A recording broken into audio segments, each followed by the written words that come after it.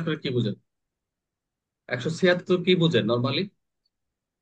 এখানে ছবিতে কি দেখা যাচ্ছে একজন বলেন তো, একজন পুলিশ, আর এটা কি দেখা যাচ্ছে? এটা কি দেখা যায় আপনার, দেখা যায় ছবিটা আপনাদের? জমিন স্যার, জমিন এগুলো তো। একটা জমি দেখা যাচ্ছে, এই জমির মাঝখানে এগুলো কি দেখা যাচ্ছে? এগুলো স্যার ওই যে ধান, কি? ধানের মতো ফেফারা দেখা আর যাচ্ছে। এগুলো কি দেখা যায় লম্বা লম্বা? কি দেখা যায়, এগুলো তো কি বলেন আপনারা? এটি লম্বা লম্বা এটা আইল বলে আইল আর কি আইল স্যার। আইল বা ঢাকায় পার। আমি যখন ঢাকা ছাত্র পড়াইছি, আমার ছাত্ররা আমার জিজ্ঞেস করে, স্যার এই ছোট ছোট বাচ্চা তো, স্যার আইল কি? এখন আমি আইলের সংজ্ঞাটা কেমনে দেব নিজে বুঝি না। পরে ছবি বাইক দেখছি ক্ষেতের মাঝখানে লম্বা লম্বা এরকমই থাকে, এটা আইল। এরা তো জীবনে তো আইল দেখে না, ক্ষেত দেখছে, আইল তো দেখে না। তো এখন এই জমির অবশ্যই একজন মালিক আছে। এই আইলের মাঝখানে বা আগে পরে এই জমিতে কোনো যদি লাশ পড়ে থাকে, বা কোনো দুর্ঘটনার কোনো সংবাদ বা খুনের কোনো সংবাদ পেয়ে থাকে, যেটা আমরা ফৌজদারি কার্যবিধি 44 এবং 45-এ পড়েছি, তাই নয় কি? জি স্যার। এখন এখানে তাই বলছে যে সরকারি কর্মচারীর নিকট নোটিশ দান তথ্য সরবরাহ না বাধ্য, কোন যে কোনো একটা তথ্য সরবরাহ করার জন্য এই 44 এবং 45-এ বলা রয়েছে যে যে সকল তথ্য পুলিশকে দিতে বাধ্য। কিন্তু কি করলো, সেগুলো তথ্য দিচ্ছে না, সরবরাহ করা। এগুলো কিন্তু আসলে আইনটাকে ব্রিটিশ যেভাবে করে গেছে, আসলে এগুলো অ্যাপ্লাই নেই, যার ফলে এরকম সংবাদ দিচ্ছে তারা যে কোনো অন্যভাবে দিচ্ছে, কিন্তু আসলে প্র্যাকটিক্যাল নাই, মানে বলে না এভাবে এক্সিকিউট করে না। এগুলো প্রচার করা উচিত আমাদের। তাহলে আমরা 176 কি, যে সরকারি কর্মচারীর নোটিশ দান বা তথ্য সরবরাহ আইনত বাধ্য কর্তৃক উহা সরবরাহ না করা। কারো হয়ে অপরাধটা কারো হয়ে, পুলিশকে যদি সংবাদ না যায়, ওই যে আইলের জমিতে যদি একটা লাশ পড়ে থাকে, খুন হয়, পুলিশকে যদি সংবাদ নাই, তাহলে এই পেনাল কোডের ওই ব্যক্তি, ওই জমি মালিকের বিরুদ্ধে কি করা যাবে? প্রসিকিউশন দাখিল করা যাবে না? জি স্যার। জি স্যার।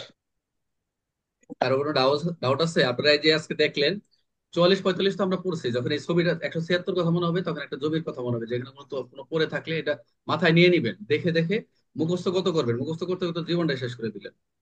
ক্লিয়ার? জি জি স্যার। স্যার।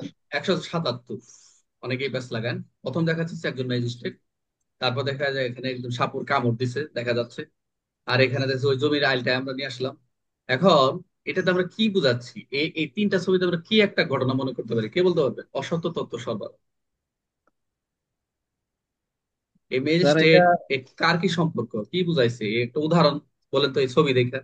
ছবি তো কথা বলে, বলেন।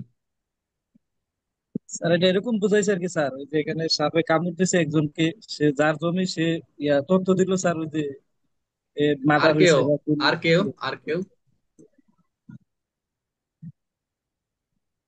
ছবির কথা বলে, দেখেন কত সুন্দর কথা বলতেছে। এখন এই জমির মালিক, এই জমির মালিক এখানে খুন হয়েছে, কিন্তু সে ম্যাজিস্ট্রেটের কাছে বলছে, স্যার এই এখানে একটা লোক সাপের কামড়ে মারা গেছে, অথচ মার্ডার করছে কিন্তু।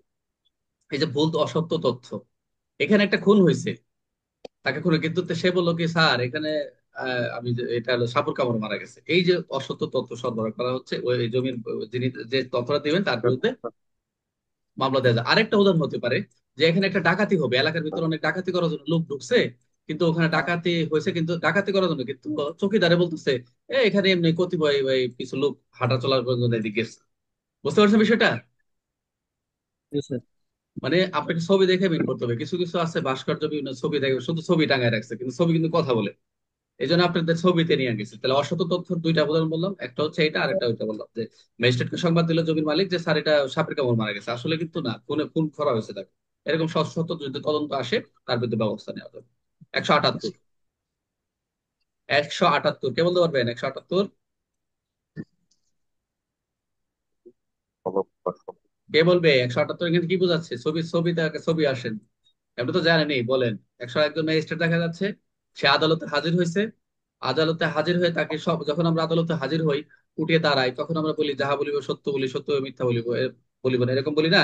শপথ পাঠ করছি, কিন্তু সে শপথ গ্রহণের জন্য সরকারি কর্মচারী আদেশ থেকে অস্বীকার করছে না। আমি শপথ গ্রহণের পরও সে কি করছে? অস্বীকার করছে। হলফ শপথ গ্রহণের জন্য সরকারি কর্মচারী যা বলার জন্য সেটা কি করলো, no, আমি বলবো না, অস্বীকার করছে। 178। সরকারি কর্মচারী কে বলবে? 178 বলেন। শপথ গ্রহণের জন্য সে আগে থেকে বলছে যে আমি শপথ করবো, কিন্তু সে পরে যে আদালতে যে অস্বীকার করছে, তখন এই 178 দ্বারা তার কি হবে? সাজা হবে, দণ্ড দিবে আর কি। এগুলো তো প্রসিকিউশন হয়, এগুলো আদালতের সাথে সাথে প্রসিকিউশন বা দিতে পারে।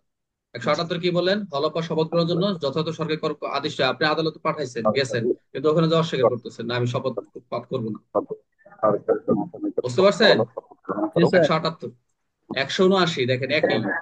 এখন একই, এই যে এবারটা ম্যাজিস্ট্রেট ছিল আদালতে, এখানে দেখেন 179। এখন পুলিশ একটা জায়গায় গেছে, কোনো একটা ঘটনা ঘটছে, সেখানে পাবলিকে জিজ্ঞেস করছে যেখানে ঘটনা সম্পর্কে কি, প্রশ্নের উত্তর দেওয়ার জন্য তাকে বলছে যে আপনি বলেন, সে বলল না আমি বলবো না, প্রশ্ন দিচ্ছে সে উত্তর দিচ্ছে না, অস্বীকার করতেছে। এবং পুলিশ প্রশ্ন উত্তর দিতে বাধ্য, শুধু বৈধ প্রশ্ন হইতে হবে, সেই প্রশ্নটা হইতে হবে বৈধ। বৈধ প্রশ্ন যদি করে অবশ্যই বৈধ প্রশ্নের উত্তর দিতে হবে। তাহলে 179 কি? কষ্ট করে উত্তর দিতে স্যার বারবার সবাই কর্মচারী। একজন বলেন 179 কি বললাম? থাকেন স্যার, আপনার কথা, আপনার ওই ইয়েতে কথা শুনতে পারতেছি না।